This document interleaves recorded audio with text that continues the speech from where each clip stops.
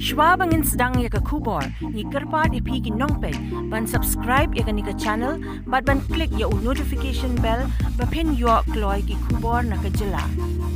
It was very sad to hear and know about the incident that took place today outside the Secretariat, where teachers and their families were protesting.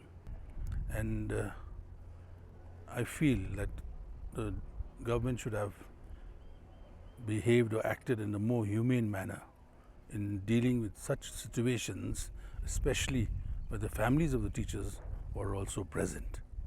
This action of the government is deplorable, to say the least, and my heart goes out to the families of the teachers, their children who had to go through this trauma of having been tear gassed by the police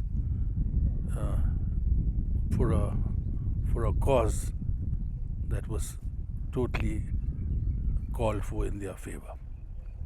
So I would like to see that such actions in future do not occur, irrespective of the situation that is created.